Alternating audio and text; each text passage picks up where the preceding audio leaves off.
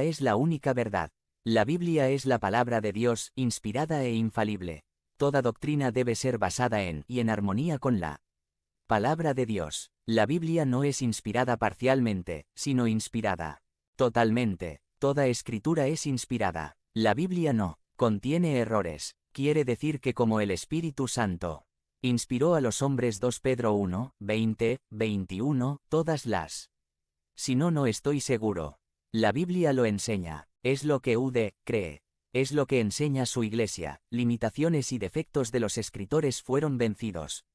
Fueron capaces de escribir sin errores. Por eso podemos confiar completamente en la Biblia. Toda la escritura es inspirada por Dios y útil para enseñar, para redarguir, para corregir, para instruir en justicia, a fin de que el hombre de Dios sea perfecto, enteramente preparado para toda buena obra. 2 Timoteo 3, 16, 17. Aquí la palabra inspirada viene de una palabra griega, que significa respirado por Dios, porque la palabra de Dios es viva y eficaz, y más cortante que toda espada de 2 filos, y penetra hasta partir el alma y el espíritu, las coyunturas y los tuétanos, y discierne los pensamientos y las intenciones del corazón. Hebreos 4, 12. El cielo y la tierra pasarán, pero mis palabras no pasarán. Marcos 13, 31. Las obras de sus manos son verdad y juicio, fieles son todos sus mandamientos, afirmados eternamente y para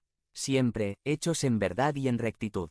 Redención ha enviado a su pueblo, para siempre ha ordenado su pacto, santo y temible es su nombre. Salmos 111. 7 a 9. Sequéis la hierba, marchítase la flor, mas la palabra del Dios nuestro permanece para siempre. Isaías 40. 8. Así dijo Jehová, paraos en los caminos, y mirad, y preguntad por las sendas antiguas cuál sea el buen camino, y andad por él, y hallaréis descanso para vuestra alma. Mas dijeron, no andaremos. Jeremías 6, 16. Nunca se apartará de tu boca este libro de la ley, sino que de día y de noche meditarás en él, para que guardes y hagas conforme a todo lo que en él está escrito, porque entonces harás prosperar tu camino, y todo te saldrá bien. Josué 1, 8. Jerry Vines y Jim Sadix dicen en su libro Poder en el púlpito que el seguimiento de la palabra de Dios da 1. La prosperidad y el éxito para los que obedecen la palabra. Josué 1, 8. 2. Conversión del alma, hace sabio al sencillo, alegra el corazón y alumbra los ojos. Salmos 19, 7 y 8. 3. Amonestación y un galardón. Salmos 19, 11, 4. Limpieza y ayuda a evitar el pecado. Salmos 119, 9, 11. 5. Dirección. Salmos 119, 105. 6. La parábola de Dois es la verdad. Juan 17, 17, 7. Fe. Romanos 10, 17, 8. Sabiduría, enseñanzas acerca de lo correcto. Reprende cuando se anda en error, e instruye cómo vivir en justicia. Madurez. 2 Timoteo 3, 1417, 9. La palabra de Dios es viva y eficaz, y discierne los pensamientos y las intenciones del corazón. Hebreos 4, 12, 10. Alimentación espiritual. 2 Pedro 2, 2. ¿Cuál es su posición de acuerdo a la palabra de Dios? La Biblia es inspirada, sin errores, infalible y pertinente para toda la gente, de todos los tiempos. Si no, no estoy seguro. La Biblia lo enseña. Es lo que UD cree. Es lo que enseña su iglesia. Desde el principio Dios tenía un plan. Tenía una meta para su creación. Sin embargo, Dios no creó máquinas. Su creación es capaz de elegir y de tomar sus propias decisiones.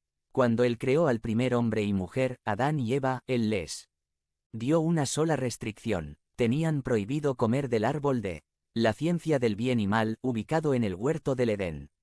Dios lo había dicho y su palabra fue clara. Dudaron las instrucciones de Dios e hicieron la única cosa que Él les había prohibido. El pecado. Y Juan 3, 4, 5, 17 hizo una separación entre Dios y el hombre. Salmos 66, 18. Isaías 59, 2. Dios no iría en contra de su propia palabra y tenía que mantenerla. Por la desobediencia de ellos el pecado entró al mundo. Desde aquel tiempo cada persona fue concebida en El pecado. Qué terrible precio pagar por una pequeña fruta. Por tanto, como el pecado entró en el mundo por un hombre, y por el pecado la muerte, así la muerte pasó a todos los hombres por cuanto todos pecaron. Romanos 5:12. Como está escrito, no hay justo ni aun uno. Romanos 3:10. Por cuanto todos pecaron y están destituidos de la gloria de Dios. Romanos 3:23. Toda injusticia es pecado, pero hay pecado no de muerte.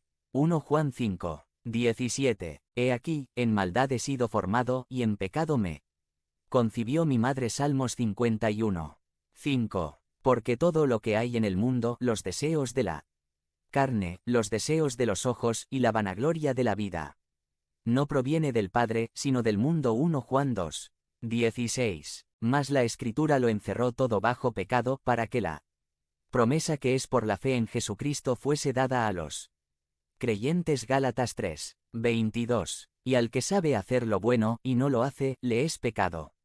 Santiago 4:17. Porque así como por la desobediencia de un hombre los muchos fueron constituidos pecadores, así también por la obediencia de uno los muchos serán constituidos justos.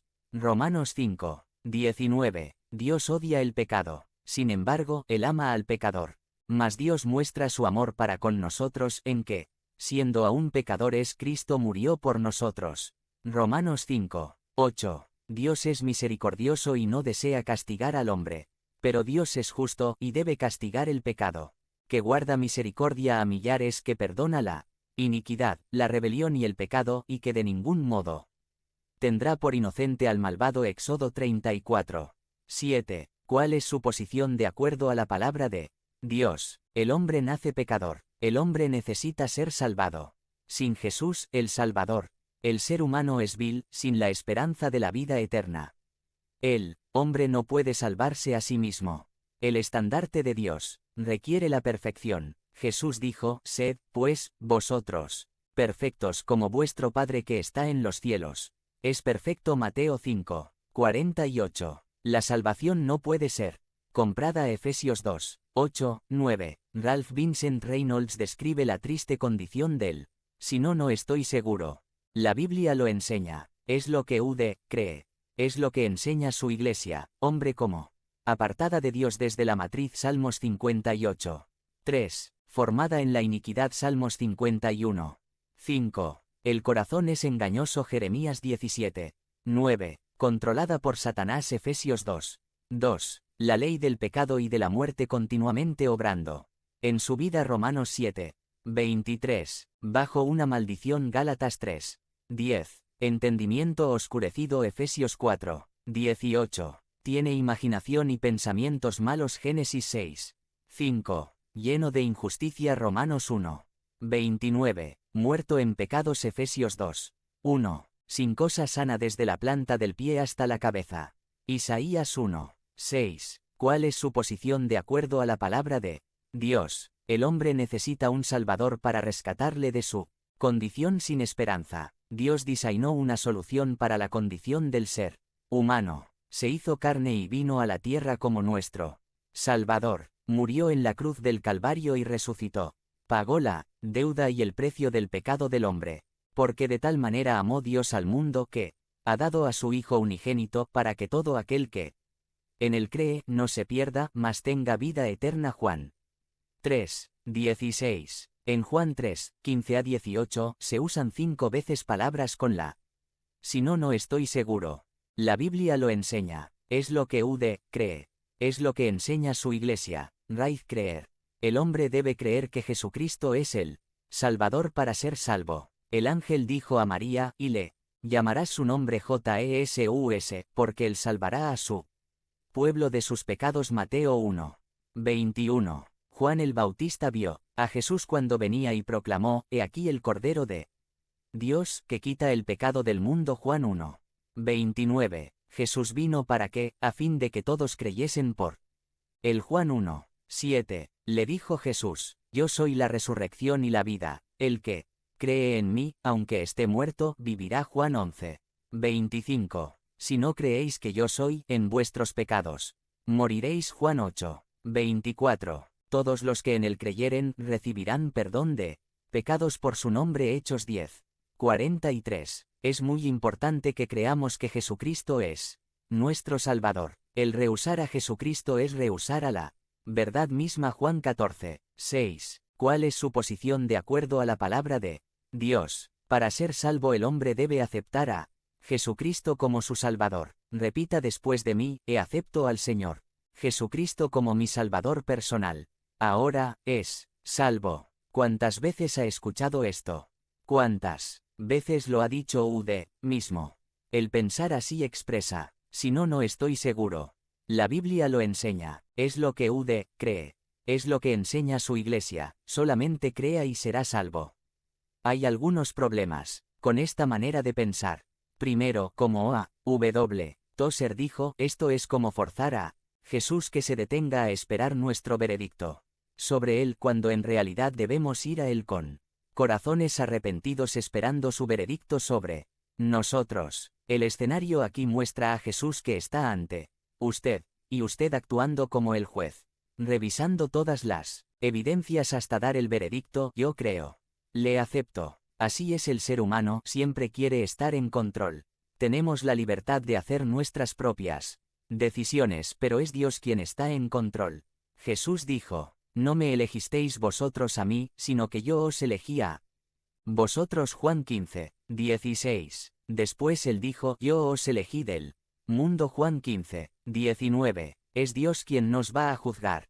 Pablo dijo que el Señor es el juez justo. 2 Timoteo 4, 8. El Señor juzgará a su pueblo. Hebreos 10, 30, 31.